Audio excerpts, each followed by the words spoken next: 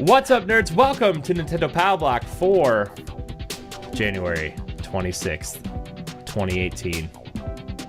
I'm one of your hosts, Corey Dirrig, and alongside me, as always, that retro code, Edward Varnell. I got Lost Sphere. Yes. Yes. Show everybody, Ed. Show everybody. Everybody, I have the physical copy of Lost Sphere. I know you can probably see the light gleaming in this backwarks, but it's still in the plastic. It just came in, so I haven't even got a chance to patch it or install it or whatever to start the game, but super happy, ready to dig into this game. On top of, I gotta buy another game that my boss might talk about, but yeah. Hello, everybody. Oh, don't worry. I'm going to talk about the games. I'm going to talk about all the games, Ed. All the games. Okay, so yeah, man, I'm sorry. My eyes are just like, because I got up. So right now it's 5:30 Eastern time. I woke up my wife had to leave for work, and I got up like as soon as she left for work. So it was like probably 8:45, and like I worked on the website a little bit. I worked on some social media stuff a little bit, which, by the way, I need to give you the social media passwords and stuff in the group chat. Don't let me forget that. Okay. And I started like messing around with some stuff. I edited NGP, and I edited like all the shows that need to go up next week. But I started messing around, and I threw on some movies and stuff. So, by the way, I've watched 4 Marvel movies in the last few days, whatever. And like, I was messing around, and I cut a trailer for the YouTube page, and it only took me like 7 hours to do. Man, dude, like that. Honestly, if you're an audio listener and like, you can go to youtube.com/NGR radio. Yes. Thank you so much for everybody who clicked over to the YouTube page and subscribed. But now it's probably the best video we've ever cut, I think. The trailer is very, very good. I used the theme song from NGR radio, and I cut it to make sure like all of our shows were kind of included, and it's so good. Just click over to the YouTube page and subscribe while you're there, but also check out that trailer. I'm pretty proud of it. I'm not gonna lie. I'm trying to tell everybody. I'm telling the world. I texted my mom, and she's like, "What? I don't get it. What is technology?" But you know, I'm pretty proud of this trailer, man. It's a good one.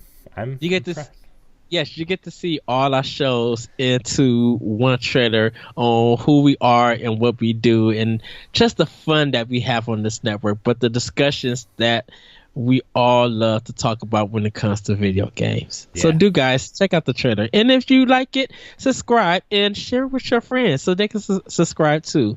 I can usually tell like if something's okay or not by how many A's Ed puts in his yes, and like there's probably like 20 A's in the one that I sent you with the trailer.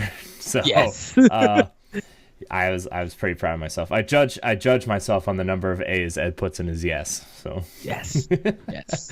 Oh man. But anyways, back to the real show. Ed, what are you playing? What have you been playing?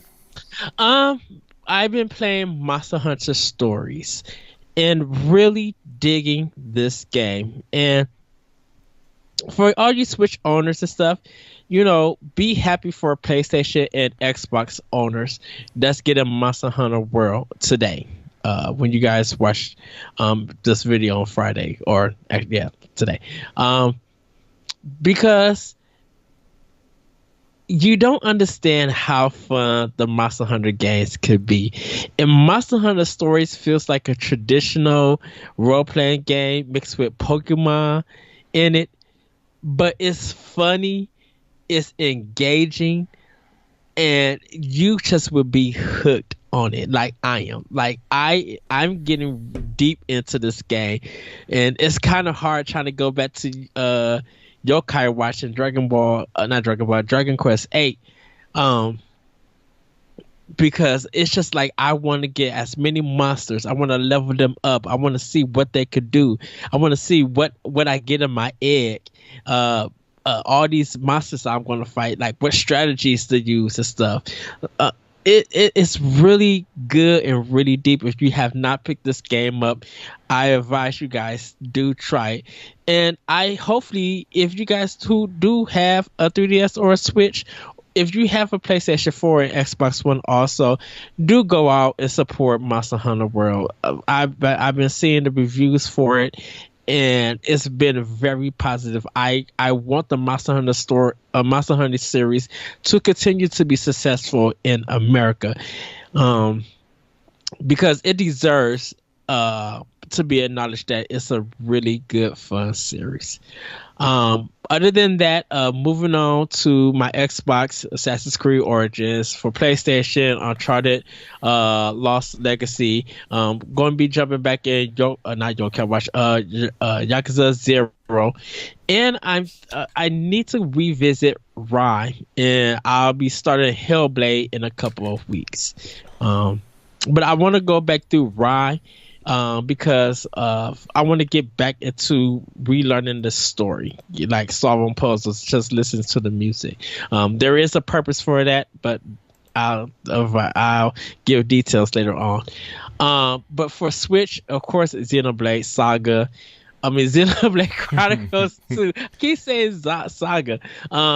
Getting further into that, and the game is just getting so good, so deep, and still comedic.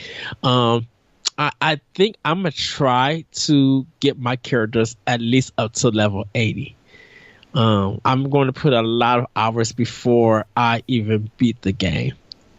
So that's kind of my plan right there. Other than that, Graceful Explosion Machine, Golf Story, the same old indie games. And then I'm going to start up Doom for Switch, because I still have it in the package. I haven't started it yet. I want to get ready. I want to get Doom and try to beat it and get the feel of it, so I can understand how Wolfenstein 2 part is going to be looking and playing on Switch when that gets released. And then like this weekend for next episode, I'll be telling you guys more about Lost Sphere, jumping into that game soon also. But that's what I've been playing. I am going to be picking up Celeste next week, so I'll talk more about that when I get a chance. And Blossom Tale, I'm also going to be picking up soon for this weekend, and talk about it on next episode. So, but yeah, that's nice. What I've been playing. Nice. I've been playing a few games actually. Mario plus Rabbids Kingdom Battle, I'm still working my way through, but I've been hooked on a couple other games, man. I've been hooked on Super Meat Boy. I know I've been talking about that a lot on shows lately. But the one I'm really hooked on right now is Lumo. And for those that don't know what it is, it's kind of it's a puzzle game. How I was describing it to Edward early on, it's like if Captain Toad, it's like a simplified Captain Toad, but all the levels were just rooms in a maze, and like you have to solve the puzzle to get out of the room, but you also have to solve the floors as a maze. And you gain different abilities as you go through to get to other places, so it also has a Metroid aspect to it. It's really a cool game. It's not like the most amazing game I've ever played, but it's got me hooked, man. It's like, it's cool, and like the camera is it's all about like it's like a camera is in the corner of a room, and and it's just like the static camera, and you move around the room what you can see and whatever, and like you can move the camera a little bit but not really, and it's just like this really cool game. It opens up, it like just watching gameplay of this game, like when it opened up I was like, what is this game? This is not the game I bought. But you're this character and they get sucked into like this digitized world, and I think like the premise of the game, I'm not sure because I'm not far enough, but it looks like you kind of get stuck in like one of those Windows screensavers is like the premise of the game, but like it's very beautiful. The music is very like, I would leave my Switch on just to fall asleep to the music. It's very soothing and calming, and like the sound effects are very good, and the collectibles are kind of funny. Like there's rubber ducks that you can collect, and cassette tapes that you can listen to later with soundtrack on it, and it's pretty cool. I like it a lot. It's very weird because Lumo did come out on PS4 and it might be on Xbox One, and didn't nobody talk about it. I know, and like this has been on my radar for a while. I knew it was coming to Switch, and I was waiting for like a sale or something because I thought it was $29.99 because the physical copy on Amazon for a long time was $40. So I was like, well, the digital copy is probably $39.99. And then I looked, and the digital version of the game was $19.99. I'm like, well, I have some eShop credit, thanks to Edward, because he's mean and sends me gifts. He's mean and sends me gifts. I think that's the opposite of mean, but that's okay. Yeah. But you know, I had some credit, and I was like, you know what? I'm gonna pick up Lumo. I'm just gonna download it, and man, that game has me hooked. I really recommend you at least check it out. Like, there's a trailer on the eShop page. There's gameplay and trailer on YouTube all over the place. So I highly recommend it if you are looking to itch that Captain Toad fix. But then I also picked up Blossom Tales, and it is it's not hiding the fact that it is a Link to the Past clone. It even opens up, like the first cutscene you see. It's raining. No, the first cutscene is the two children in the house and the grandpa in a rocking chair. And he's like, what story do you want to hear? And he's like, I'll pick one. Let me tell you about a little elf boy who wears green and saves the land of... And then it just says H ... And the kids are like, we've heard that one 1,000,000 times. And then he's like, okay, well, let me tell you about this story of a little elf girl named Lily. And then like it fades out and fades into like the opening scene of Link to the Past, but it's the character from Blossom Tales in the bed instead of Link. It's very clearly, and like you even have to go, like the way you enter the castle for the first time is almost identical to Link to the Past, where you have to go up and to the right and around the side and, you know, jump down the hole. And yeah, it's the interpretation. Yeah, pretty much. Like, I'm like, you guys are really treading that line of copy paste right here. Exactly. But the art style is really cool. It's pretty. But I've only played about 45 minutes of it because I've been so stuck on Lumo and Super Meat Boy that I can't stop. So yes. But yeah, and then I don't know. I got distracted by this trailer Nintendo dropped. It's a highlight Nindy eShop for 3DS and Switch, and they were just showing off a bunch of Switch games that are available now. So but yeah, it's been a good week. It's been a long week already, but it's been a good week. So, exactly. And I don't know if you've seen this one, Donna Rama, the black girl with the afro thing that is coming to PS4. I wonder if that release date is off for Switch. I mean, because it's coming to PS4 first, I think, right? It was supposed to come to Switch first. Oh. You remember because they showed it when they first showed it off. It was in February when they was doing that Nindies Direct, and I'm assuming that it got delayed. And there was just no more information about it because like it showed that trailer and then nothing else about that game came out. Like they even had the artwork and everything in that trailer. So when they said that it was coming to PS4, I wonder if that time exclusive expired because they delayed it or something, or it wasn't finished, and they're both coming out on the same day, or if PS4 comes out first, will Switch be coming out that Thursday. Maybe it's very interesting. Yeah, that's weird. But anyways, talking about upcoming games, there's been a lot of games that we're gonna get into the news bits. By the way, this is the really bad transition I just did.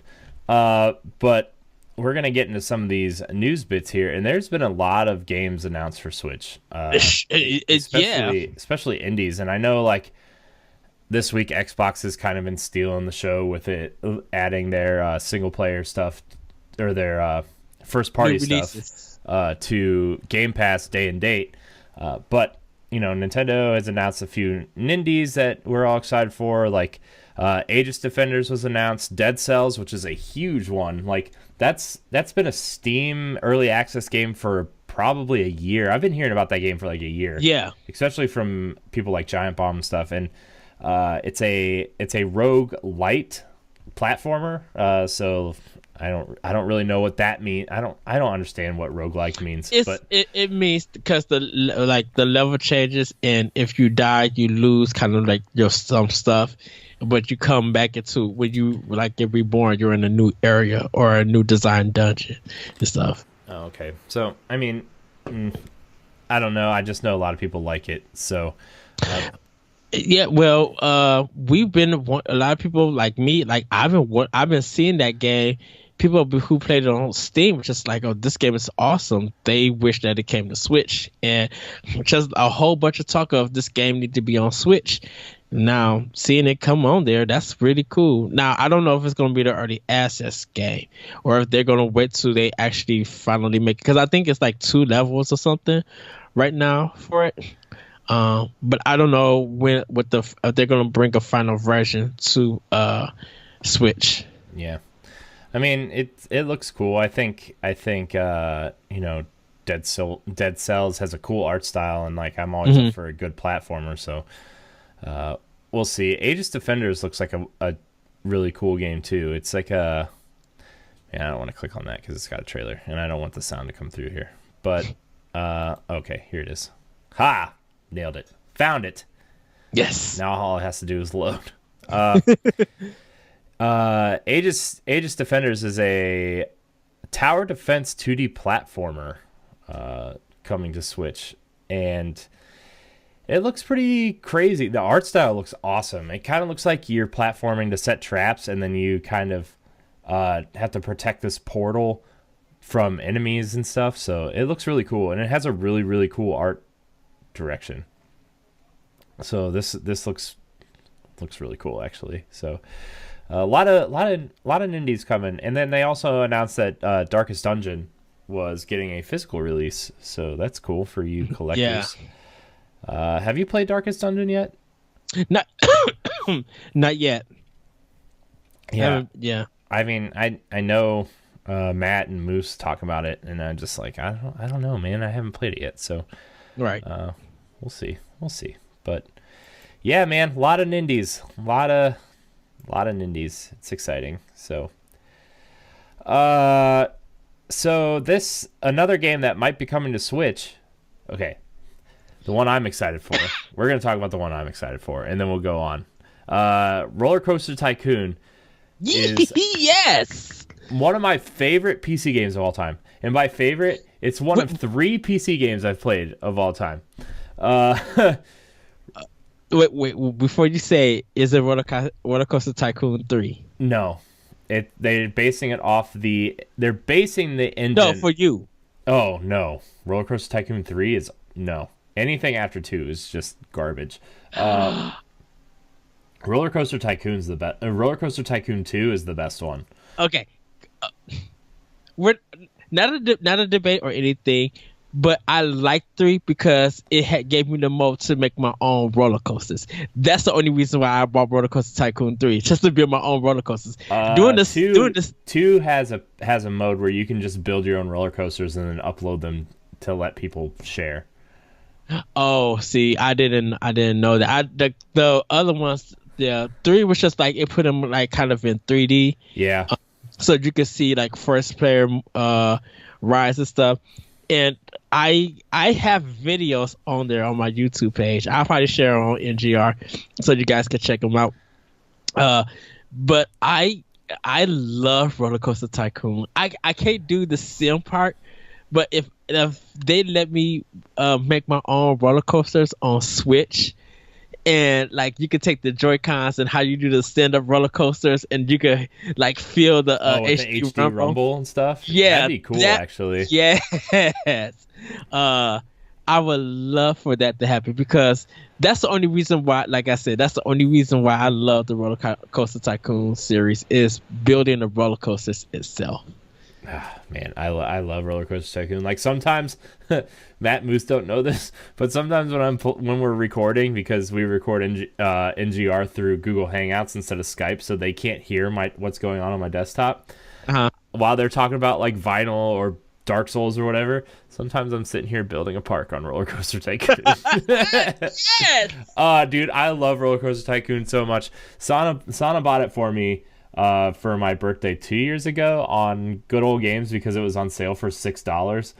Nice. And like I was just like, oh yes, Roller Coaster Tycoon's awesome. So anyways, Atari. So this is a little weird. Atari owns the rights to Roller Coaster Tycoon, and I'll just read the article because I'm going to stumble over these words. This is from Nintendo Today.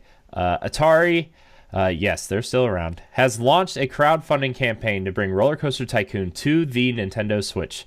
The company is looking to raise anywhere from $10,000 to $1 million and is asking for people to fund it via Start Engine. Here's what they have to say about the game coming to Switch. The unique properties of the Switch, which combines standard control functionality with the mobile capacity, make it a natural home for a franchise like Roller Coaster Tycoon. Not sure the console versions haven't been great and the phone versions are bad. But we can only imagine... I didn't even know they made any console versions. I thought it was always on PC. Yeah, there was... the original Xbox had a Roller Coaster Tycoon 1, and then there was a 3DS. Ooh. There was a 3DS version. And that version was awful. So we can only imagine how much gamers will enjoy building their own theme parks on Nintendo's wildly popular console. Some of the upcoming features include multiple scenarios, complete tricky objectives with specific time limits and other constraints, sandbox mode with various landscapes, create the park of your dreams with unlimited time and unlimited resources, tycoon career mode, expand your park and grow your amusement empire. The funding is treated as an investment by Atari, and minimum pledge is $250. Screw that. But you're also getting a share of the game's profits if there are any. Ew, gross. I didn't know that. But they released this really weird trailer of like the CFO of Atari like talking up against a green screen, and you can tell he doesn't really talk to people a lot because it was just like this really awkward trailer of a bunch of people asking for money to fund Roller Coaster Tycoon. Wow. Like it wasn't even it's look, I'm just gonna say this. That trailer looked like I could have done a better job in this room with my green screens. You probably the trailer that you just did is probably better. Yeah. So yeah, but anyways, I'm not gonna crowdfund this game, but when it comes out, if it comes out, this is a day one purchase for me, just for the simple fact that I love Roller Coaster Tycoon, and that it's gonna be on Switch, and I hope it's good. So if they could get the I guess sandbox or whatever you want to call it, but if I could just build my roller coasters and share it and have other people write it and like kind of grade it and stuff, and if they want to take it, like borrow it or anything they can, I would love for that to happen. I mean, I'll pick it up too, but I just really hope that hopefully it get funded, people see it through, and it's not buggy or anything. Yeah. Other places are reporting that it's going to be based off the Roller Coaster 1 and 2 engine. Not that engine in particular, but like the grid-based kind of isometric view of the park. So okay, that's what I'm excited for. I like that version. The only reason why I don't like 3, and it's not that I don't like 3, I just think 1 and 2 are better at, having the grid-based thing, the isometric view, and being able to just to have that view of the park is like, I don't like 3 because it just, I don't know, it just feels too busy for me. It just feels too busy, and like they want you to build your park a certain way. Like I just and like I know Roller Coaster Tycoon, like the scenarios and stuff want you to build your park a certain way to complete the scenarios, but like you still have that sense of freedom where you're like, oh well, I'll fund the roller coasters first because those are the funnest to build, or I'll fund the lazy rides first so I can get more people into the park who just want to ride easygoing rides. And they just want you to do certain things within the scenario, like build a roller coaster with a excitement rating of 11 or whatever, and it's just like, I don't want to do that. I want to build my own park. So I do hope they take the scenarios here and like really just allow you to build the park the way you want it to, though. So yeah. Roller Coaster Tycoon, everybody. Did you ever play the EA amusement park game? Oh, theme park? Theme park? Ugh, gross. Yeah. No, yeah, that game was awful, dude. I tried it, and I was just like, no. Dude, and the thing is, they were like, oh, ride the roller coasters that you build. And I was like, oh, that sounds awesome. Dude, every single roller coaster, like the pre-rendered movie was the same movie. I was like, I hate you so much, EA. You lied to me. And then the roller coasters look like garbage. Yeah. So yeah, whatever. Anyways, another game that might be coming to Switch, Ed, and this was just reported about a half hour ago. Epic Games, developer of Fortnite, might want to bring their online multiplayer game to the Nintendo Switch. According to Epic Games Worldwide Creative Director Donald Mustard, who tweeted the possibility of bringing Fortnite to Switch. I play Fortnite on PC, but I would love to play it on my Switch. Are you interested in making it for Switch? Yes, I am. Hopefully we will do that at some point. Fortnite was released last year in a co-op sandbox survival game, and Epic released the Battle Royale trailer later. I think that main mode would be a cool idea for Switch. Yeah. I think with this happening, they're going to do crossplay.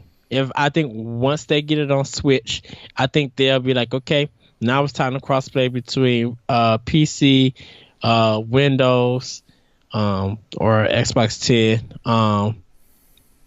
and Switch, and get all of those systems working, and just screw Sony.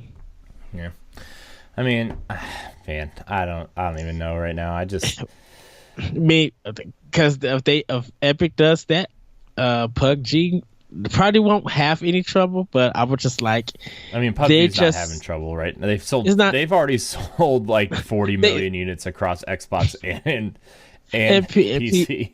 Yeah.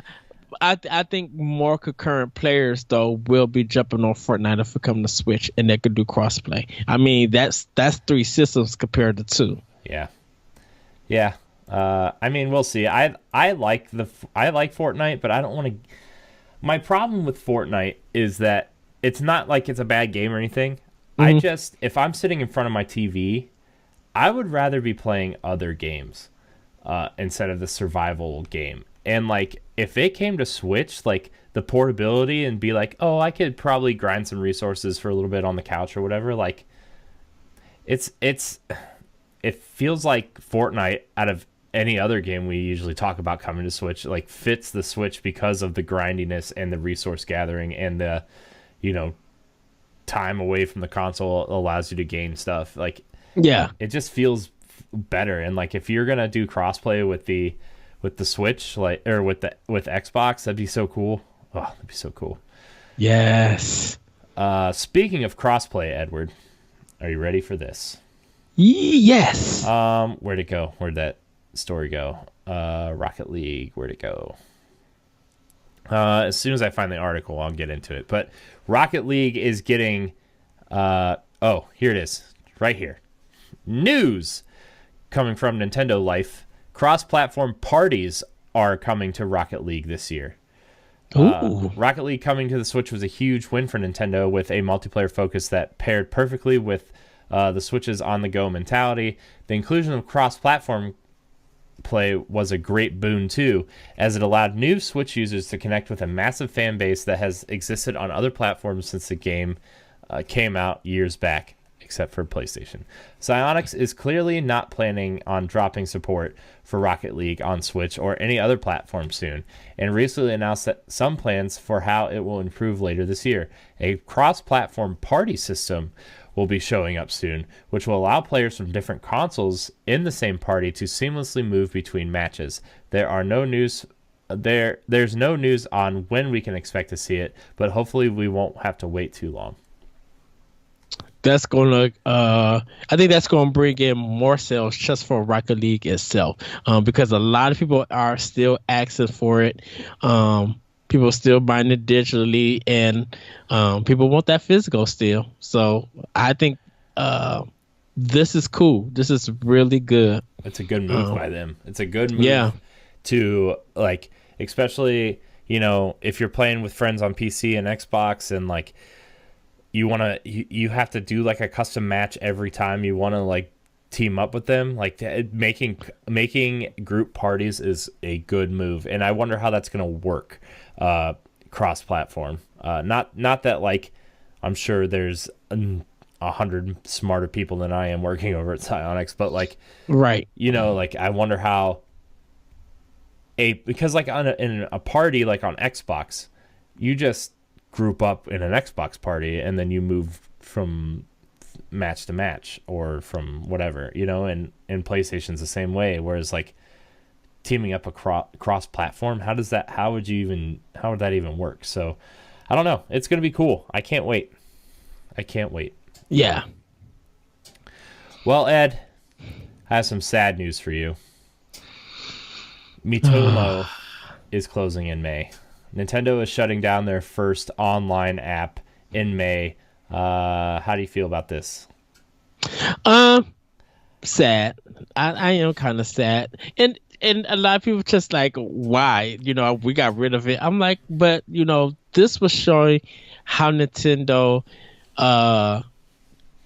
you know, got into the mobile market and became a success story. Yeah. You know, people had their doubts, and Nintendo kind of like, you know, she's like, hey, we can make games that you guys will enjoy. Look, it led up to the downloads for Super Mario Run, Fire Emblem Heroes. People are pouring crazy money into that and still playing it. Animal Crossing is still doing good. So, you know, kind of seeing Miitomo go away is sad. But you know, it was a door opener for Nintendo, and I'm going to miss my me dressed up in a suit and everything. It was fun doing the mini games, talking to everybody, asking questions, and you know, people really socializing. Like, it's sad to see it go away, but I wish that Nintendo would have just kept the app maybe for a little bit longer, but May is a good time for it to let it go. And probably they weren't making no money, and they probably seen less play of it. So, you know, Nintendo did what they had to do, and it worked for them. Great marketing. Yeah. So. I always thought Miitomo was going to grow more, and it never did. Mm-hmm. Like, I always thought, like, yeah, when it first came out, it was pretty bare bones. So I thought they were gonna put Miitomo on Switch, and I thought they were eventually gonna bring it to 3DS, and it was gonna be like this cross-device, social media kind of hub for Nintendo users. You know, like a Facebook sort of thing for Nintendo users. You know, be able to finally create your own profile, upload your screenshots, kind of like a mix between Miiverse and Facebook, and like you could hang your screenshots in your Mii's house, and then your friends could come over and see them or whatever. Like, yeah, I always thought they were going to do more, integrate more with it, especially like how successful the Switch is. Like, why can't your like user profile revolve around Miitomo? And you know, like when you go add friends and stuff, like, instead of just this generic friend code page or this friend page that tells you like what they've been playing or whatever, Why can't it be like your Mitomo house? Why can't it be like, oh yeah, I see the screenshots you've taken and hung up. Like, these are the games you're playing recently. Oh, that's cool. Like, I always thought they were going to do something like that, and they never did. You know what? Maybe Mitomo might be leaving the mobile space. It may come back on Switch where they do their online service. Yeah, maybe. Maybe. I mean, just why not? I'm like, even if they give it a try to see, help explain how their online service goes, and people who still want to play Mitomo, they'll get it on Switch, and maybe it'll be integrated on 3DS or Nintendo's future handheld. Yeah. I mean, I always thought they were gonna do more with it, and maybe they will. Maybe you're right. Maybe they will. But sad day. I mean, I tweeted at Frank Clark the other day. I was like, Frank, what are you going to do daily now that you can't get your daily coins? Because he's the only person I know that literally checks in daily with that thing still. And I'm like, I mean, I know there's a bunch of people that do that. I thought it was funny because I tweeted him and I was like, And Corey, the sad thing about it is, even though it's dying, that's when like all the cavalcade Switch games coming out that month. So it's just like, I wish I could get on Mitomo or just tell everybody all the stuff that Nintendo's releasing that I'm buying. Yeah. But I won't be able to do that. I have to go back to Facebook and Twitter. Yeah. Well, those old chestnuts of toxic wastelands. I'm sorry, Twitter's just awful, and Facebook isn't much better. But we love you guys. Yeah. Maybe. Okay, so there was a news story that came out the other day that there is a 512 gigabyte micro SD card coming out. And this excited me because the bigger the better. Yes. I'm really excited for this memory card. I mean, like, I don't know if I'm going to get a 512 gig memory card, but that means the other ones will become cheaper. Okay. Shoot, So, I've like, already got my 64 gig in my Switch. I mean, I want what I would like to have is the 400 gig one. And like when this comes out, I'm sure that one will drop in price. But like the rate these indies are coming out and like how these sales are going and just having credit left over and, cheap games, like there's some games on there for like $3 to $7. I'm like, what the heck is going on in here? I feel like a 1 terabyte micro SD card, when it drops, if it happens, could put all the indie games that's on the eShop on that one of the card, and you'll still have space. Yeah, for sure. I mean, like, they do that. Yeah. Even if you didn't buy third-party games for Switch, if you bought a 1 terabyte card, even this 512 memory card, like, you could probably fit all of Nintendo's first-party games and the indies on there and still have room. Yes. So pretty much, yes. That would be the ultimate collection for a lot of people. Oh boy, yeah. So yeah, that's cool though. I'm excited to have bigger memory cards. I think that technology is gonna move faster than we think now because the Switch is popular, and it's really one of the only devices that uses the micro SD card regularly. So I mean, a lot of high-end cameras and stuff just use the regular size ones. Yeah. So those ones are relatively cheap. You can get a 512 gigabyte one for like $40, but it's the small size. It's like, but it's the wallet. A lot of people at retail, when they're selling the Switch, if there is a memory card that they have in the store to sell, people do be recommended. So that's good business for them to be like, hey, I'm here. If you're getting a Switch, you need a micro SD card for some games, for some of the multiplayer, but a lot of indie games and titles that's on it that I do recommend, you might want to have that micro SD card ready to have. Yeah. So open your wallets, start dumping it out now because those cards. Did they ever price it yet? They haven't priced it yet. No, but the 400 gig ones are like $260 right now, so I'm guessing it's going to be about as much as a Switch. I'm guessing the 512 will be at least $300 at launch. So Just hope it doesn't crash or be an error. Hopefully it's from a good company that's more reliable. Yeah, well, we'll see. So big, it's yet so small. Okay, let's see. I'm sorry, guys. I did not put together a show today because of the trailer, so I apologize. Let's see here.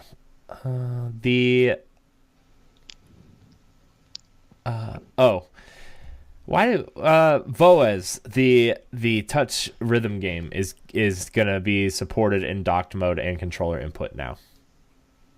Nice. So that was an early Switch game that, when people were wondering, oh, will they make touchscreen only games for Switch? And this was one of the first one that was like, yeah, we are. And then now they're, moving back. I think this game was only like $15 at launch. It's just a weird rhythm game where you have to touch the screen and connect all the dots and stuff. I don't know how a controller is going to work because you're going to have to be very quick with your controller to do that, but it's there. The last story I want to talk about, Ed. There was a new exclusive announced for Switch today. Ooh. A hack and slash 2D title called Castle of Heart. It is a 2D side-scrolling game, hack and slash game, where you have to keep moving because you are a knight who's been cursed to turn to stone if you stop moving. So it forces you to keep moving, and if you get hit while you're standing still, you shatter and die, and you have to start over. It looks really, really cool. It kind of looks like a 2D kind of Ninja Gaiden style game, not the old games, but the new ones, a really fast-paced action game, but 2D style. So it looks really cool. I wish the frame rate was a little bit faster though. It had kind of a stuttering frame rate, but that might be design. That might be by design. Yeah, and it's not coming. It's coming out. When did it say it was coming out? It just says later this year. So I think they're going to try to hit 60 frames a second. But they released a trailer just to show off what it was, and yeah, it looks really cool. It also has a weird, people were comparing the art style to Dark Souls and stuff, so it's kind of dark and but when I watched the trailer, there was a lot of light in it. So yeah, it's called Castle of Heart, and it will be a Switch exclusive. So that's cool. Yay! Okay, so Ed, we were talking the other day. We're out of the news bits now. We are now going into the topic of the show. Yes. And we talked about, actually, I think it was yesterday, we were going to do a mini block on this, but this is going to be the topic of the show. Okay. Prepping for a Nintendo Direct and what we expect to see in the next full Direct. So, that's what we're going to talk about. And I want everybody's comments under the YouTube page. I want to know what you guys think is going to happen at the next Nintendo Direct. But Ed, how do we go about this? How does Nintendo start the Direct? Something brand new, or something that we know about, or something kind of in the middle, like Fire Emblem with a title, or Yoshi with a title? I think something we know about, and they probably once again start out with 3DS, because at this time we don't know what's going on with 3DS. Titles might be slowing down. There may be a hint that there's a new handheld on the way. We don't know yet. But there's also that rumor of the Link's Awakening remake in the art style of A Link Between Worlds. I think if they do that, that's the ending surprise before they transition to Switch. I think we're definitely going to see some more Neo Geo games. We're going to see maybe some arcade games, actually, from Data East or IREM. Some of the past games from the 80s and 90s come to Switch. Ooh, excuse me. Sorry about that, everybody. Maybe I should put that in the trailer. we might see that, but they're going to focus more on 3DS first. And there's probably going to be a surprise. We don't know. We still got of course, the Shovel Knight collection coming. So that might get a new physical release for 3DS, apart from Switch. Mm-hmm. So we still got I was watching the direct from 2017, like all the directs and stuff, and there's still 4 RPGs from Atlas that we haven't even got no new information about. Mm-hmm. So we're going to see those 4 in the direct. We're going to get some dates, and we're going to get see more of the game in running before they turn it over to Switch. We might see a new 2DS come out, or we might see a new 3DS XL come out. Yeah, I mean, I could see, like, if they're doing a Link's Awakening remake, like, I could totally see another Zelda one. I could see, I could see, like, one of those, the weird RPGs that comes over. I could see a limited edition version of that. I like the more the more and more rumors I read, the less and less I think they're going to stop with the 3DS. Like, I think that system is, I mean, it's the Game Boy of our time. It's going to last another 4 or 5 years, even though like, there's better stuff out there, or like, And haven't I mentioned on the show, Nintendo's not going to stop making a system that's been making them money. That's that's been making them profits. You think, because we got the Nintendo Switch, we're gonna cut the 3DS out? No, I'm like, if they're banking on 2 systems, they want to keep that bank going. I mean, they're not gonna cut. We already know about one special edition 2DS is the Detective Pikachu one. Yeah. So like, there's your answer right there. Like, they've got probably a couple spin-off Pokemon games, including Detective Pikachu this year. I'm sure another. Mystery Dungeon's coming at some point. I'm sure, something else Pokemon related is coming. I think probably a new Pokemon to be downloaded in Ultra Sun and Moon. Yeah, I mean, I see stuff all the time of like, hey, we've got a new one coming on the way, so chop chop. My prediction, wild prediction, I don't know if that's part of the discussion, or if you want to say that for later or anything. But for 3DS, did you want to save it, or did you want to kind of? No, we'll just talk about all of it right now. Okay. My wild prediction is the sequel to Hotel Dusk Room 210, 212, or whatever. That game was finished, but it was only released in Europe, and it never came to America. That was developed by Cing, Cing, and I think Nintendo could probably release that game for the 3DS handheld and re-release on the eShop Hotel Dusk. These were DS games, and they probably could just like refresh them up and release them on the 3DS. 2DS. Yeah. I mean, I could see all that coming. I'm trying to think of like what Nintendo could do to the 3DS that would like make them money, but not. It would maximize.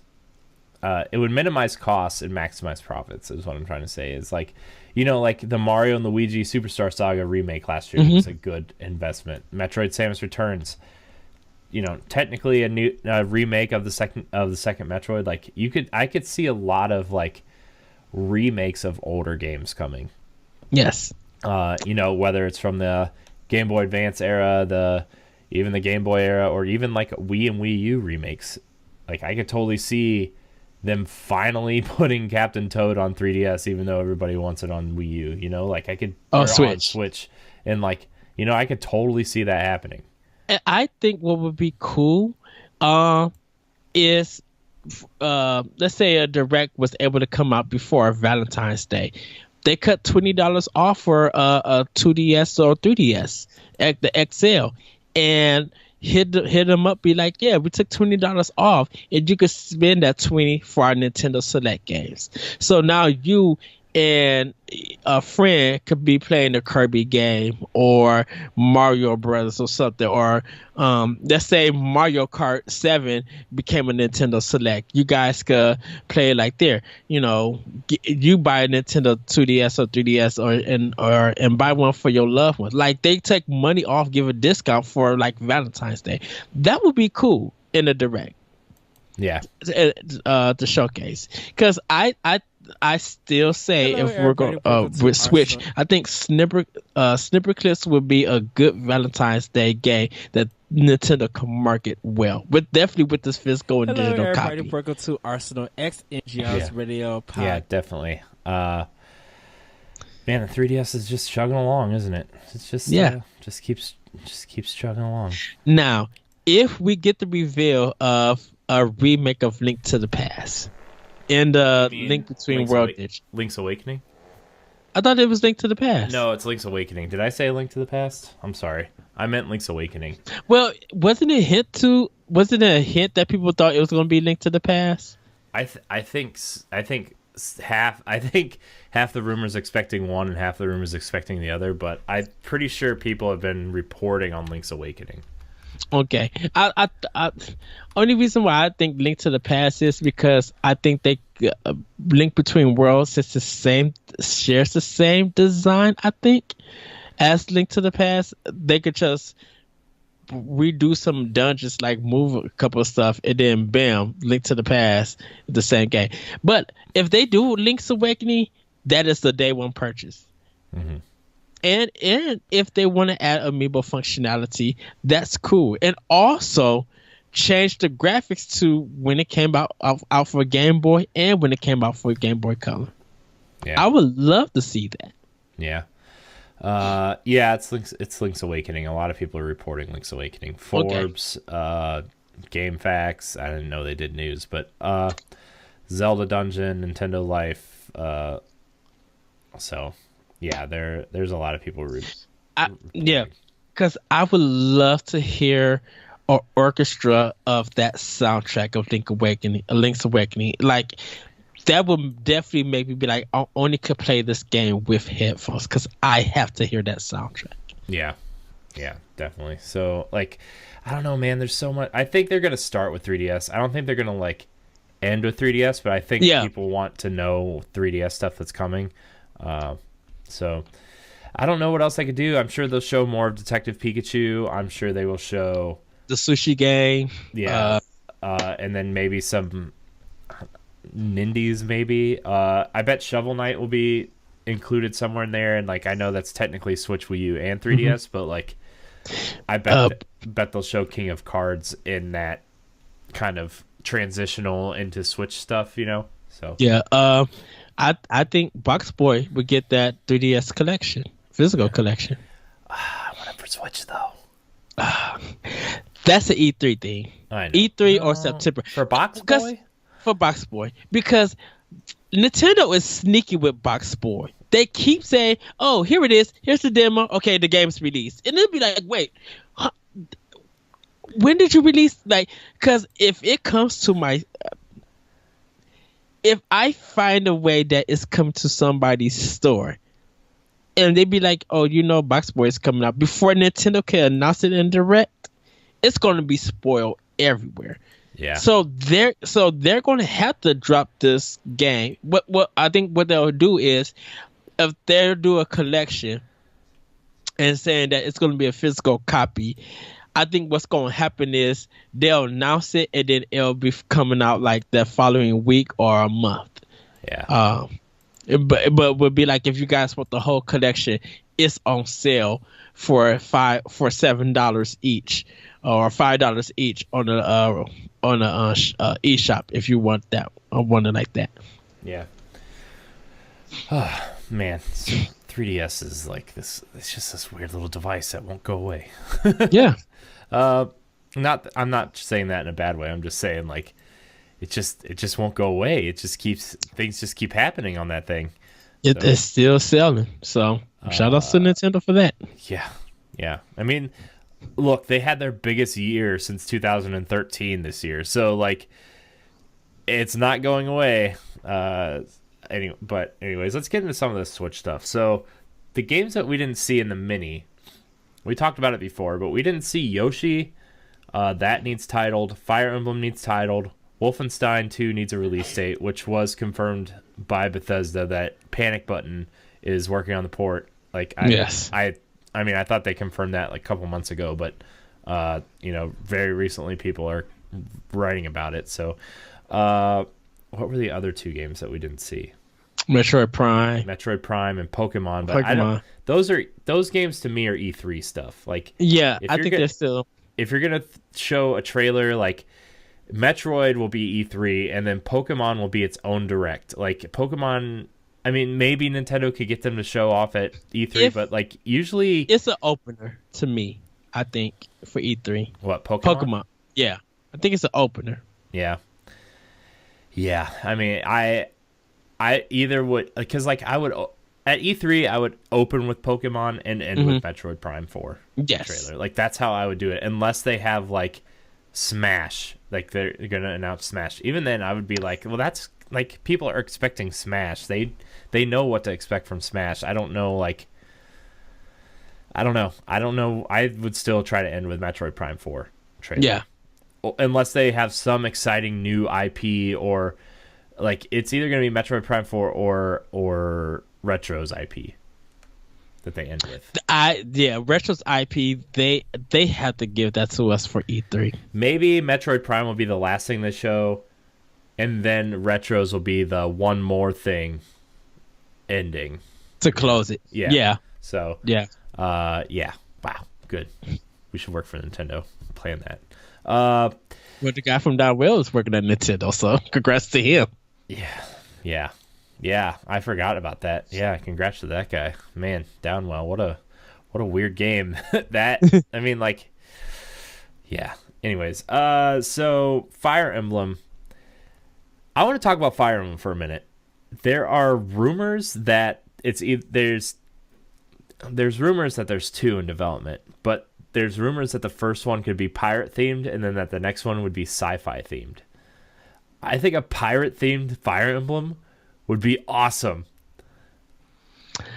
I get like the whole thing's supposed to be like the fantasy thing, and like the people that want like the technology stuff want like Advance Wars or Codename Steam or whatever, but like just like a cool pirate themed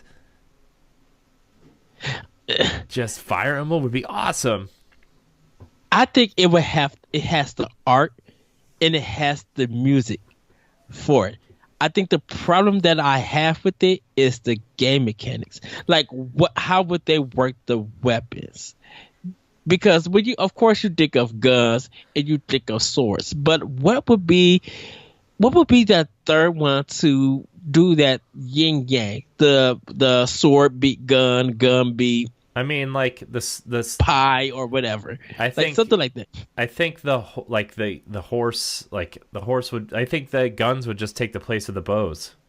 Like I think they would still have that triangle where like swords beat, what is it? Swords beat horses, horses beat bows, and then bows beat swords or whatever. Yeah. Like I think it would still have. Maybe I think I just said that all backwards, but anyways, like I think. But the idea of that. Yeah, I think the. Like the guns, like the long range guns would just take place of the bows, and like maybe they'll add some like short range weapons in there. I don't know, but like I honestly think it will be just that if they did that. I want to see what Fire Emblem Pirates look like. I just want to see what they look like. And like the things that keep popping in my head is like, remember the pirate Shantae game? Yes. Those are the images that keep popping in my brain. I'm like, no, Shantae and Fire Emblem don't even look alike, but I just keep seeing the pirate stuff from Shantae. That 3DS game, by the way, real good. Yes. The thing because that come on, Nintendo, if you're gonna do this Fire Emblem Pirates, the soundtrack has got to knock. It has to be so orchestral, dude, to the point where I'd be like, y'all need to take this thing on the road. Because the music in Fire Emblem, for me, is important. Yeah, of course it is. But like pirate and like Caribbean music has that Like, I mean, even like this pirate music has that very distinct like it just has a very distinct sound. Like when you hear it, you're like, oh, that's pirate music, and it's like violins and fiddles, like kind of thing, and then and they got it with Wind Waker. Yeah, exactly. Thank you. I was trying to think of a pirate game, and I was like, oh yeah, Wind Waker is kind of a Zelda pirate game. So to That's hear what I want from Zelda now. I want the pirate Zelda game in the Breath of the Wild art style. Yes. Written out. Yes, I win. And Zelda could be like a pirate princess. Can you see Zelda and her team from Wind Waker swashbuckling? Dude. Oh, man. Dude, could you imagine Zelda as like a pirate princess? Oh, that'd be so amazing. Oh. I just punched my microphone. Oh. Whoops. And make it Switch exclusive. Well, of course, Switch Obviously. exclusive. But like, I mean, like, don't never port it to 3DS. This is what I'm saying. Oh, yeah. 4 to 8 player online. Yes. Bring it. Man, that'd be awesome. What if we have this conversation? It just shows with the next direct. They'd be like, "Oh, dang!" Yeah, I would think like we done lost our minds. Like, yes, yeah. I mean, yeah. Wow, we're just now I want the Fire Emblem Pirates. I don't even care about the sci-fi one. That could be safe or whatever. I don't the pirate want sci-fi. one. You can save sci-fi for like if you try to redo Codename Steam at some point. That could be like their sci-fi thing, and then like their steampunk thing or their like I don't know modern stuff can be Advance Wars. Like I wish they would just have they have like 2 teams at Intelligent Systems, right? They have 2 teams or 3 teams now because they have their mobile team. Why doesn't one team work on Fire Emblem, one team works on Codename Steam, and one team work on Advance Wars, and then every like year or every like 9 months we just get another version of that game. Like why don't they just do that? Right. Because the Pirates game for me, the writing is going to be spot on, but they gotta make sure that they because like Nintendo's translation team is like on point all the time. Yes. Shout out to Treehouse and A4 Play because they localize some stuff too. I would love to see that happen, and they gotta make me laugh. I'm like, you guys have got to throw some good comedy in this game because there's just something about pirates at times. It's just funny, and Nintendo is good at doing like comments, and they're good at throwing shade. Sometimes they're really good. So I could it's a day one purchase. It literally is a day one purchase if it comes to that. And I don't care if it's bad or good. I'm just like, I want this. I can't wait to see the character designs. Like they've done so good at like the fantasy stuff. Like I just want to see like, because I just want to see the key art for the characters. Like because that's like the coolest part for me. Every time a new Fire Emblem comes out is like flipping through the key art and stuff. Like even the mobile game, like that art is just awesome, and I want to see. Yes. I want to see the key art for the pirate stuff, and then like you could keep Fire Emblem Warriors going with a pirate expansion. Like you know what I mean? Like you could keep Fire Emblem Warriors going with expansions that insert characters from the next game. You know, like I just made Nintendo's business plan right there. Boom. But let's get back to making the. I can't help it. Talk about pirates and Fire Emblem and Zelda. I know, because that's a special pack. That's a special pass episode. I'm sorry. I love that dude. Like really, like I'm hype about that. I know. Okay, so the Yoshi game. It's based around cardboard cutout stuff. It's moving on from Yoshi's Woolly World to Yoshi's cardboard world. You think we'll get like an early release date? You think that's going to be June, July?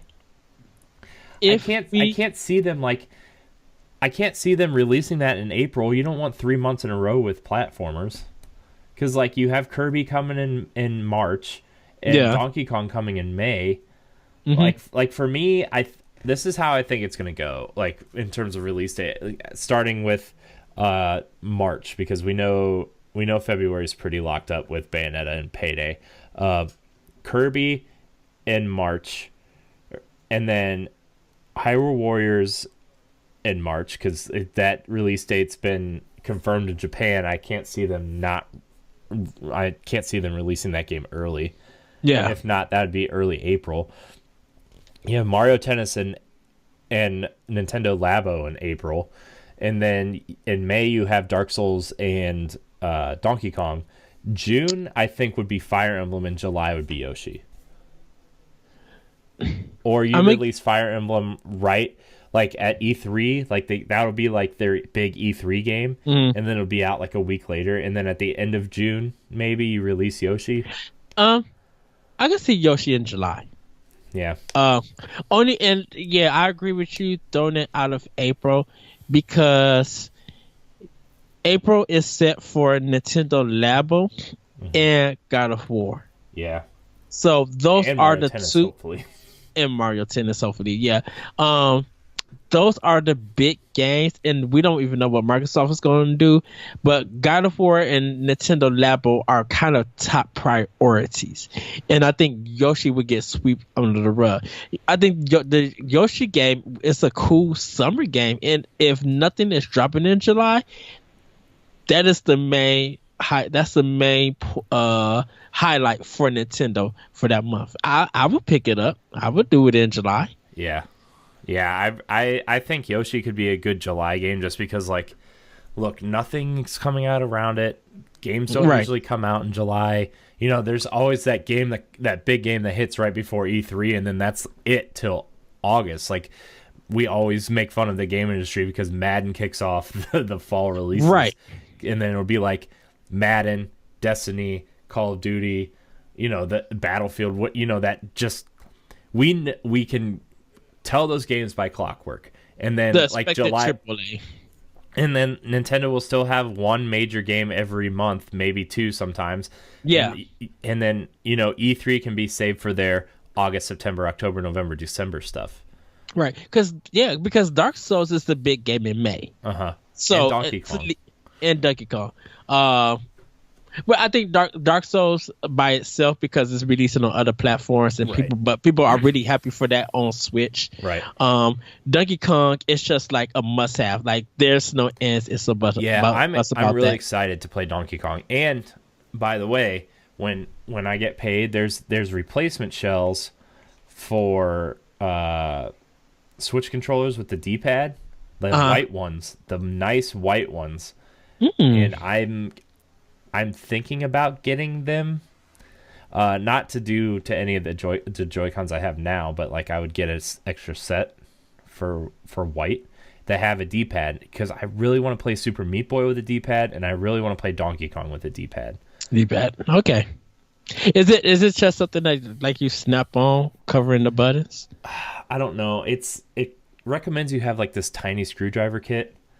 I have a bunch of tiny screwdrivers. That wouldn't be a big deal, but I just don't want to mess anything up, like I don't want to rip apart the interiors and just be like, oh, whoops. But there's a ton of YouTube videos I've been watching anyway to do it, to see if I could like actually do it. So we'll see. Yeah. But I think this next Direct, I think we're gonna get release dates for all the games that we don't have release dates for. Plus, like, maybe, like, 2 surprises. Yeah, maybe 2K's indie developers. They might bring something to Switch. With that deal. About that, you just reminded me. Speaking of not 2K, but Ubisoft, we're gonna probably get South Park and Steep release dates. Because I think like the next Direct will happen at the beginning of February, because the Winter Olympics start at the end of February, right? Yeah. They want to release Steep with the excitement, quote unquote, excitement of the Winter Olympics. Yes. dude, never mind. We'll get into that later. Like, who watches the Olympics? But, like, you know, they have the perfect game for the Winter Olympics excitement, and Steep can roll into that in South Park, I think. So I think Steep is going to be at the end of February with Payday, and then I think South Park will come out. It's scheduled to come out on the 13th, according to retailers, but... Could Sega say Nintendo actually do Sonic and Mario at the Winter Olympics 2017? I could totally see that, and it, like, they announce it and it be out in 6 weeks, because Sega has 6 unannounced Switch projects in development. Yeah. So that, and then Square. And we could see a lot of Square products too. Oh, Octopath Traveler, Dragon Quest. I almost said Dragon Age. Dragon Quest. Square is questionable, because you're gonna be like, what do you guys got? Like feed us more. Like they're feeding us good, but feed us more. I think we're finally gonna get a release date for Octopath Traveler.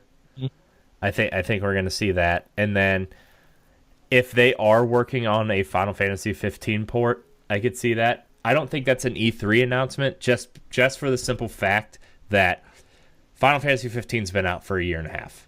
Yes. And all of their DLC has been announced or is out. You know, I know they've got 2 more character chapters to release, and they're releasing like a epilogue chapter, I think is what they called it. But, you know, that's done, you know, and if they're working on it, I think this would be a good time to announce it and say, look, we are working on Final Fantasy 15 for Switch. Please be patient. We're going to release it sometime in the summer or fall. I think, and sorry to say this, I think The World Ends With You is more important to Switch owners than Final Fantasy 15. Oh, I agree. I think anybody who's wanted to play Final Fantasy 15 by now has played it.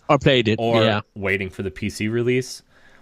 You know, including me. I got that game right around release. I would love to go back and play the DLC, because like I that's what I'm waiting on, honestly, is Final Fantasy 15. If it comes to Switch, I will play the DLC there. Like that's what I'm waiting on. You know? Okay. And if not, whatever. Let me put this in your head. You hear feet walking. You see a Switch going around, and somebody's saying, looking. And then you hear Laura Croft's voice.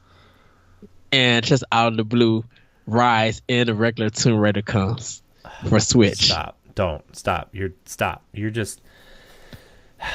You're getting me excited for things that aren't happening. You don't think that Square Enix is doing a trailer for Lara Croft? No, I think... Look, that movie comes out. If they're going to do it for Switch, now would be the time, because they want that movie to do well, and to have a game release on a platform, like, you know... Dude, announce the game at the movie trailer. If you're going to the theater to go see it, showcase the trailer. Like when they're doing the trailer stuff. I mean, that's a really cool idea. I think that would be real cool. I don't know if they're I don't want to say smart enough to do that. I don't know if they're like witty enough to do that. You know, like that would be a cool reveal and be like, oh man, that'd be cool. But I mean, because you don't think they're not going to try to market Tomb Raider or Rise of the Tomb Raider at during that trailer. They're going to do... Square Enix got to be smart enough to market something. They're just not going to showcase that game. Yeah. I don't know what Ubisoft did, but they're going to have to do something. I'm like, that's the smartest thing to do, is release some kind of trailer about some of your past games, but like throw the whole audience, gamers off, who going to see that movie with a Switch announcement of Rise in a regular and Tomb Raider Definitive Edition. Mm-hmm. Dude, why not do it there? Mm-hmm. You don't even have to release the price. You don't even have to release a date. Just showcase that thing is coming, and then throw it online for everybody to see, or keep it in the theaters and be like, if you want to know what's going on, you have to come and see it for yourself. Yeah, even though people might say some stuff, but yeah, I mean they could also, like, even if it's not the Rise of the Tomb Raider or Definitive Edition or whatever, mm-hmm. There's still a lot of chatter that Shadow of the Tomb Raider is going to come to Switch. there's still that chatter coming. And like, even if they didn't do that, they could still like show a trailer for the Shadow of the Tomb Raider in front of the movie. You know, this isn't even Switch related, right? I'm just saying in general, because we love Tomb Raider so much. Like, that would be a cool way to reveal the game. Yeah. I mean, I know you just kind of said all that, but like, yeah, I don't know, man. I don't know. They got. I just want those games on Switch. Yeah, I know. I do too. I would. I mean, even if it's not. Man, I don't know. It's just like, you could do some cool things, man. Like, I think. Yeah, I'm just getting real sad right now. We just have hope. Yeah. So I'll leave it to. I would love to see Tomb Raider come to Switch. I think it is a really cool franchise, and I think it would sell well there, and I think it would give a strong third-party game to Switch other than Bethesda games. Right. So we'll see. I think, you know, look, dude, they made these games for Xbox 360 and PS3. Like, these games could run on the Switch. So right. That's my only thing, is like, I know not every game needs to come to Switch. Like, Shadow of War was something people were talking about coming to Switch. Don't bring that. That doesn't need to come to Switch. Like, stuff like that. I just, no. But Tomb Raider. Keep that on the other platform. Tomb Raider, I think, would be fun. And like, while you were talking, I was Googling Tomb Raider Nintendo Switch.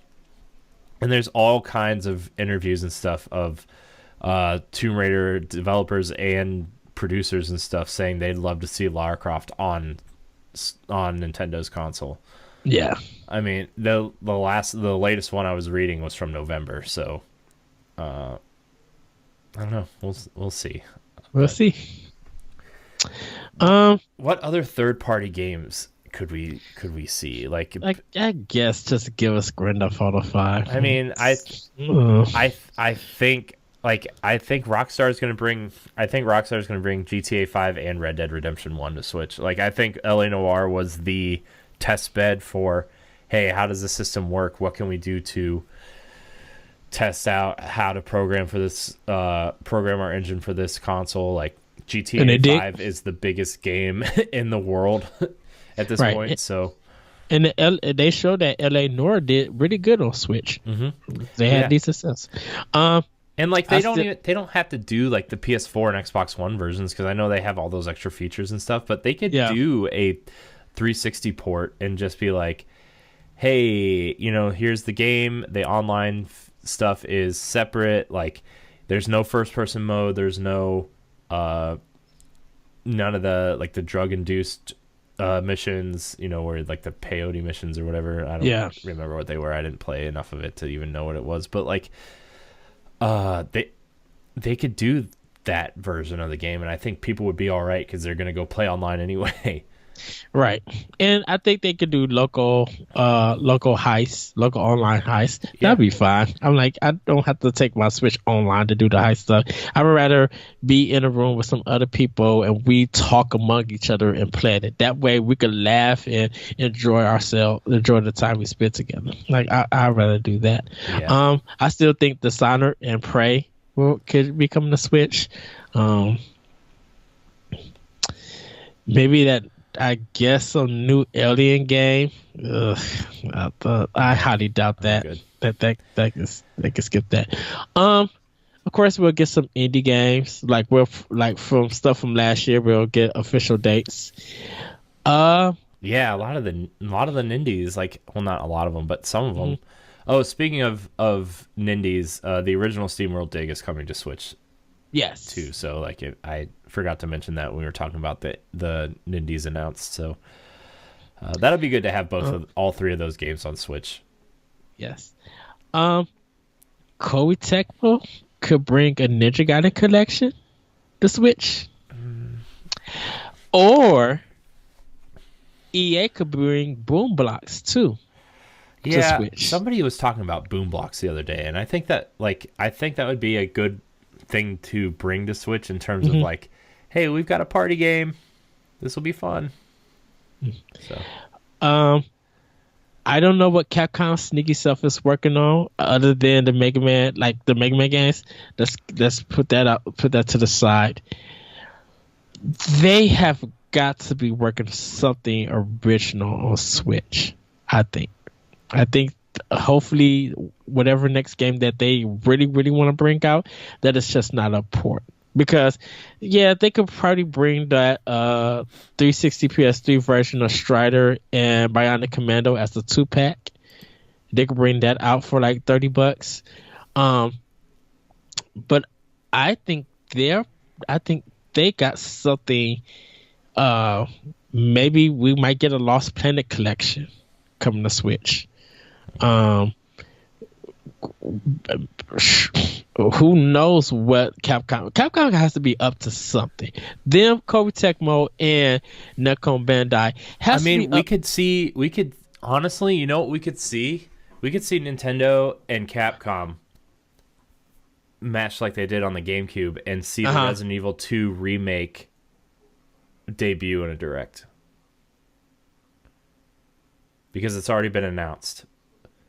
The Resident Evil 2 remake has been announced, and then during the direct they like maybe they end the direct with that, and then they say coming soon are, you know, Resident Evil 1, 0, 4, 5, 6, whatever. I could see that. I literally could see that. Because I mean they've been talking about it on Twitter all the time, so right. Like Switch needs some third party survival horror games. Yeah.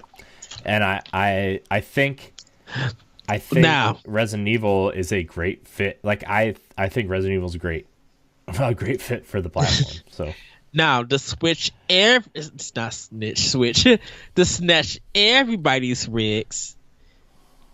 Konami and Nintendo for some unknown reason. Nintendo pays Konami to bring Silent Hill back, or remake the original Silent Hills game and put it on Switch. Like, we need something scary because yes, we own 40% or whatever of Fatal Frame, but we want you guys to revive this Silent Hill game. I would love to see Fatal Frame come back. And like, I mean, I think, you know, in terms of reviving Silent Hill, I think Konami is looking at Resident Evil 7 and Outlast and being like, oh geez, there is room for this type of game. And I think they can make a big splash by saying, hey, we're partnering with Nintendo, or like, I don't know, we're making this game for Switch, but it's coming out for other platforms too. But like, you know, really kind of show it off in a direct first type thing.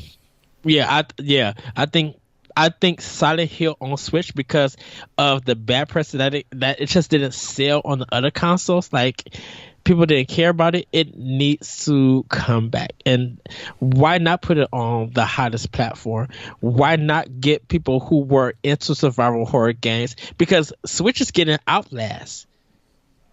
I think they're getting the Outlast collection. They're getting all three of them. They're getting Outlast 1, Whistleblower, and 2. Whistleblower's like 1.5 or whatever, but like, okay, yeah. So if that's coming to Switch, throw more horror, because the survival horror genre and its fans are starving. Resident Evil 7 was good. Outlast did what it needed to do. People want more. Yep. If not,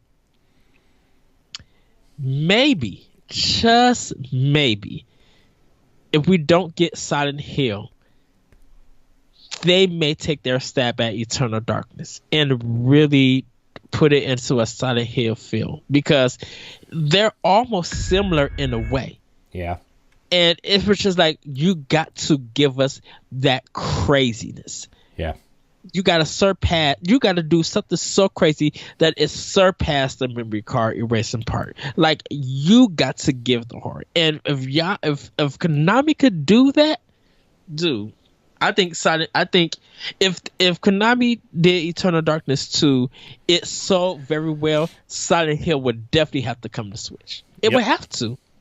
I mean, I think it would dig them out of the bad press they got with the Kojima project being canceled. Yeah. And I think Switch has enough good will towards it that if Konami went that route and was like, yeah, we can do it. So this is, and a lot of people kind of, you know, they still have their viewpoint of Konami, that's good and fine. I just bet you, if this is might be a little bit shade to Death Stranding, but if Death Stranding fails and Silent Hill is on Switch and that succeeds, that's going to say a lot. That's going to bring up a lot of conversation between Kojima Productions and what Konami is at this point. Is at that point. Yeah, I mean, we'll see. I mean, there's it's literally an open book right now, and like some of these things might sound crazy, but we've seen crazy. Nintendo announced cardboard last week, so you know what? We can say whatever we want. I'm sure we'll revisit this topic a few more times in the next couple weeks or months leading up to E3. I do want to do an E3 predictions episode. Yes. But I want to, like, it's weird because I want to save that episode for after the next Direct. Mm-hmm. And I think we both agree that maybe that next Direct is coming at the beginning of February. Like, I think that's like the general consensus, especially if they have Steep and some of these third-party games to announce and some other things they want to get out before E3. But, you know, we do want to visit that topic, and we do kind of want to... And if it comes to a mini block, like a emergency mini block, we might just have to jump on it. Yeah. I mean, like, you know, what we did with the last Direct Mini and the Nintendo Labo stuff, like, we're going to keep that React stuff up, and I hope we know about the next Direct ahead of time so we can do like a watch along or something. So we'll keep you posted, obviously, but yes, this has been another amazing episode of Nintendo Pow Block. Remember, you can follow us on Twitter at NGR Pow Block and on Instagram at Nintendo Pow Block. You can now subscribe to us at the easy YouTube link at youtube.com/NGR Radio. Thank you, everybody, for subscribing. Again, I'm proud of everybody that, you know, works with us on the other shows, and, you know, Ed's been with me for a long time, even before NGR started. So I'm proud of everybody, and I'm proud of the work that everybody's put in, and you know, hopefully we'll continue to grow and do better and build better things and finally get some other projects off the ground. And I know we're both off next week a couple of days, so we're gonna work on pumping out some extremely good content next week. I'm excited, especially for Wednesday. I'm excited. So Wednesday and Thursday I'm off next week, so I'm pretty excited. Which reminds me, I need to go to Barnes & Noble. I gotta see if they got the new Edge magazine for this month. I know they had the Monster Hunter one, but I wonder if they got the new one, because I want to check something in there. But go ahead, Corey. I'm sorry. So yeah, please subscribe to our YouTube channel. Even if you're an audio listener, we want to continue to grow. Our next milestone for special YouTube things, quote unquote, is 500 subs. So that's our next goal. You know, slow and steady wins the race, I know, and I know a lot of our shows are audio only, but we've been doing a good job of getting the YouTube only stuff up, and our reacts are fun, and, you know, getting everybody else involved in, like, the NGP Gaming Challenge is fun, and Ed and I and Jesse have discussed maybe doing a Pow Block book club or an Arsenal X book club, or just like a NGR Radio book club in general. So maybe we'll have news on that. But Ed, where can the good people of the internet find you? You guys can find me on Twitter at that retro code, and you can find my podcast Optional Opinion on SoundCloud, iTunes, Google Play, and other podcast apps. Also, everybody, if you go to SoundCloud, check out a podcast called X to Jump. It's a PlayStation podcast with JR, Oliver, and Ryder Sweat. This week I was with JR, and we had a great discussion about some PlayStation things. So I was special co-host on that. So check it out. Yeah, I'll have to add their link to can you send me their information after the show so I can add it to Friends of NGR? I'll do all of that. Check out also World 11 podcast and Arsenal X podcast here on NGR Radio. You can find me at Corey and HD on Twitter and Instagram. They are the same now. So I know some people were like, hey, you're not that Corey in HD isn't like, so it's COREYNHD just the letters NHD. So it's not IN. I wish it was, but can't have it all, guys. Can't have it all. You can also find me writing on ngrradio.com. I've got 3 reviews going up next week, so I'm very, very excited. I'm reviewing my Legend of Zelda Breath of the Wild review should be available on Monday. My Super Meat Boy review should be up on Wednesday. And I think Matt and I are going to do a little commentary track for a video for Super Meat Boy. And then my review on Lumo should be available next week as well sometime. So I'm very excited to get back to writing. Check out Matt's top 10 albums of 2017. Yes. It's a good read. Even I liked it, and I'm not even a big music guy. So check it out, ngrradio.com. Check out our reacts. Check out Expansion Pack on Mondays at noon, and our mini blocks when we get a chance to do them. So thank you so much for watching, and until next week, we love you. Bye, everybody. Woohoo!